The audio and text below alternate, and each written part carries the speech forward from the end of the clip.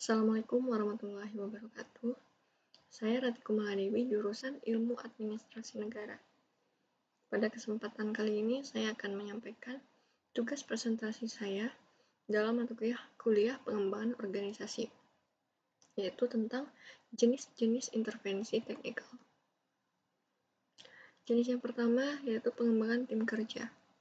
Dalam mencapai keberhasilan suatu organisasi, kekompakan tim dalam organisasi merupakan hal yang sangat berpengaruh penting untuk mencapai tujuannya.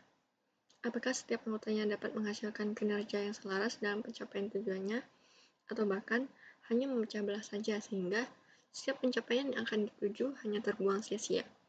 Maka dari itu, pengembangan tim kerja di dalam organisasi sangat dibutuhkan.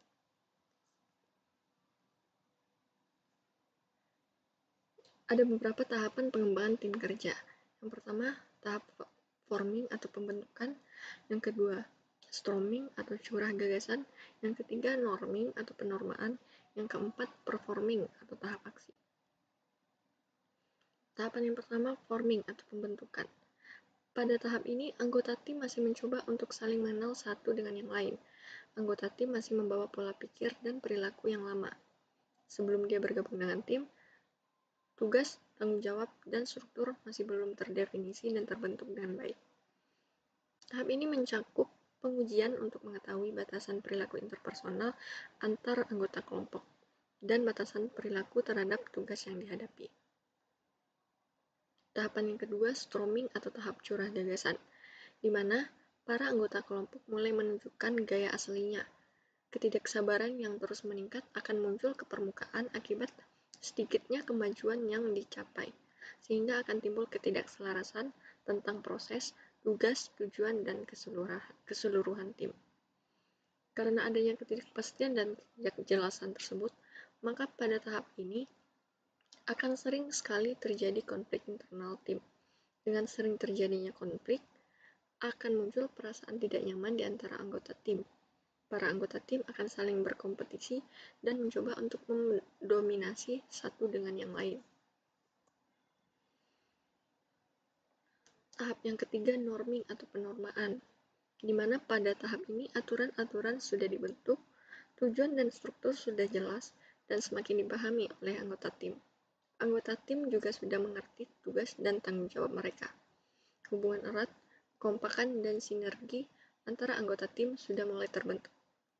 Karena anggota tim telah belajar mengatasi perbedaan di antara mereka dan konflik emosional sudah diredam, mereka akan punya lebih banyak waktu dan energi untuk fokus pada tujuan mereka. Para anggota kelompok mencari konsensus, penggabungan pendapat, dan masukan dari tiap individu mulai terjadi. Akhirnya, perbedaan-perbedaan antara individu diterima, dan aturan baru untuk bekerja mulai disusun. Tahapan yang terakhir, tahapan performa atau tahap aksi. Pada tahap ini, para anggota tim mulai menunjukkan performa atau kinerja seperti yang diharapkan, sehingga tim sudah dapat menjalankan fungsinya secara penuh untuk mencapai tujuan. Produktivitas tim mencapai tingkat tertinggi. Pada tahap ini hanya bisa dimulai ketika kelompok sudah merasa dan berpikir bahwa beberapa hal bisa diprediksikan, bahwa aturan hubungan antar anggota kelompok telah disetujui, dan bahwa kelompok tersebut tidak perlu menegosiasikan apa yang sudah dibangun. Jenis yang ketiga, sistem sosioteknikal. Sistem sosioteknikal dalam pengembangan organisasi adalah pendekatan desain kerja organisasi yang kompleks, yang mengenali interaksi antara manusia dan teknologi di tempat kerja. Istilah tersebut juga merujuk kepada interaksi antara infrastruktur masyarakat yang kompleks dan perilaku manusia maksud saya. Dalam pengertian ini, masyarakat itu sendiri dan sebagian besar substrukturnya adalah sistem sosioteknik yang kompleks. Beberapa komponen sistem sosioteknikal. Sistem sosioteknikal adalah sistem yang mencari solusi untuk mengoptimalkan dua sistem secara bersamaan, yaitu sistem yang pertama, sistem teknik, di mana sasarannya adalah untuk memaksimalkan pemenuhan tugas organisasi atau instansi. Sistem yang kedua adalah sistem sosial, di mana sasarannya untuk memaksimalkan kualitas kerja si pemakai sistem. Dari kedua komponen tersebut muncullah optimasi kerja antara sistem dan pengguna sistem, di mana hubungan antara elemen sosio dan teknis tersebut mengarah kepada munculnya produktivitas dan kesejahteraan. Ada 5 prinsip-prinsip sistem sosial teknikal. Yang pertama, kompatibilitas. Yang kedua, spesifikasi kritis. Yang ketiga, kriteria sosioteknis. Yang keempat, mendukung kesesuaian. Serta yang kelima, desain dan nilai kemanusiaan.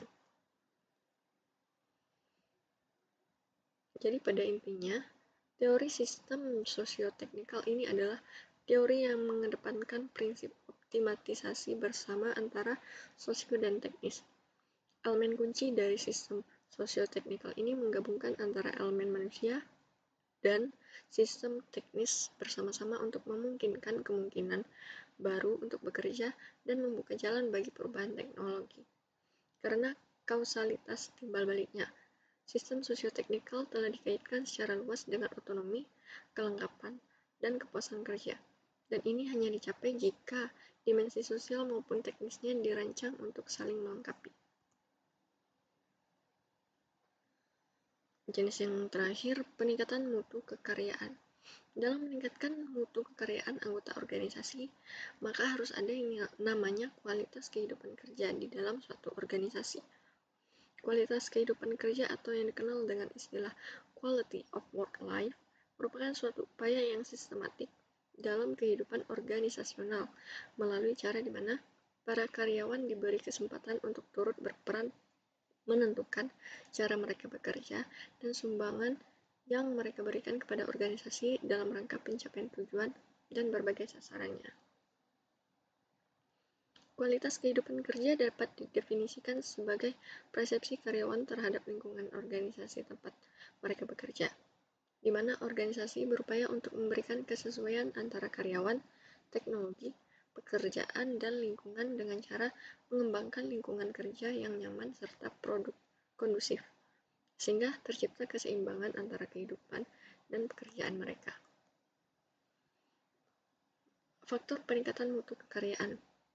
Menurut Siagian 2004, konsep quality of work life terdiri dari 8 faktor penting yang dapat dilakukan oleh organisasi untuk meningkatkan mutu hidup kekaryaan, yaitu yang pertama, imbalan yang adil dan memadai. Yang kedua, kondisi dan lingkungan kerja yang aman dan nyaman. Yang ketiga, adanya kesempatan untuk menggunakan dan mengembangkan kemampuan. Yang keempat, adanya kesempatan untuk berkembang dan keamanan berkarya di masa depan. Yang kelima, integrasi sosial dalam lingkungan kerja. Yang keenam, ketaatan pada berbagai ketentuan formal dan normatif. Yang ketujuh, keseimbangan antara kehidupan kekaryaan dan kehidupan pribadi. Serta yang kedelapan, relevansi sosial kehidupan kekaryaan. Sekian presentasi yang dapat saya sampaikan. Semoga bermanfaat. Assalamualaikum warahmatullahi wabarakatuh.